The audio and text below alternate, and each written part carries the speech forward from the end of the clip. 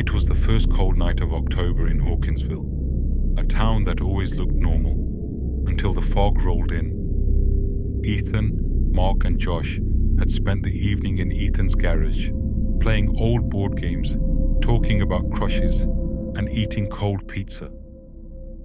The old clock on the wall ticked toward 12:47 a.m. Ethan's mom shouted from upstairs, "Boys, it's past midnight. Time to go home." The three exchanged tired smiles, packed their stuff, and stepped out. The street was completely silent.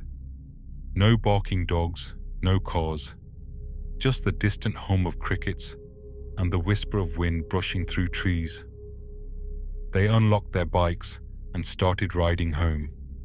The road stretched far into the woods, with dim orange streetlights flickering in the fog. Mark led the way.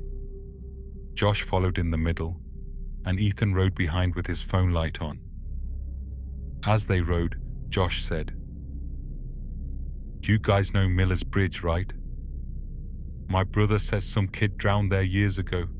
Since then, people hear voices in the water." Mark laughed nervously. "Greater than, yeah, and I heard Santa Claus lives under it too." They chuckled, but Ethan didn't say anything. He kept glancing at the mist ahead. When they reached Miller's Bridge, the lights around it started to flicker violently. One light went out completely. The sound of the tires on wood echoed. Clack, clack, clack. Suddenly, Mark's bike chain snapped. The front wheel twisted, and he flew off, hitting the bridge hard. "Damn it!" he yelled, clutching his knee. Ethan and Josh stopped instantly. Greater than, "You good, man?"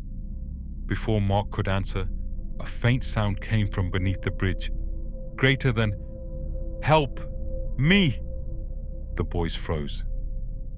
Josh looked down at the dark water, waves barely visible through the fog. "Did someone fall in?" Ethan used his phone flashlight, shining it through the gaps in the wood. The light flickered over the black water, and for a second, he saw something. A pale hand, barely above the surface, sinking back slowly. Ethan gasped, "There's someone down there." Mark limped closer, looked down, and then they heard it again. "Help me!" Only this time it was Mark's own voice. His face went pale. That's me." Josh stammered, "Greater than, bro, stop messing with us." But before he could finish, the temperature dropped.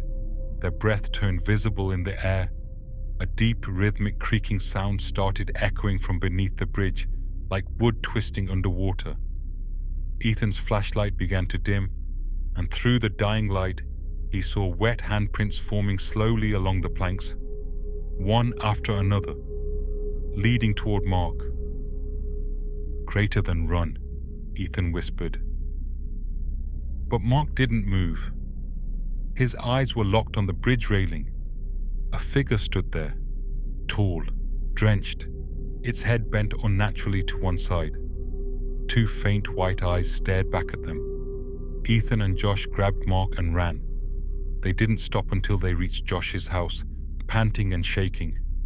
They turned to see the road behind them. No one. But when Ethan counted the bikes, only two. Greater than, "Where's Mark's bike?" Mark looked down at his hand. Water was dripping from his sleeve. Greater than, how did that get there? The next morning, Ethan went back to the bridge with the sheriff. There was no sign of struggle, no footprints, no tire marks. But under the bridge, they found Mark's phone, screen cracked, still recording audio. They played the last minute of the recording. First, there was silence, then water splashing, and finally Mark's trembling voice.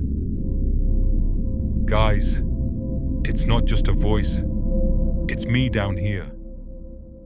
A second voice followed, identical to his, whispering softly, "You shouldn't have looked." Then came a splash and static. That night, Ethan couldn't sleep.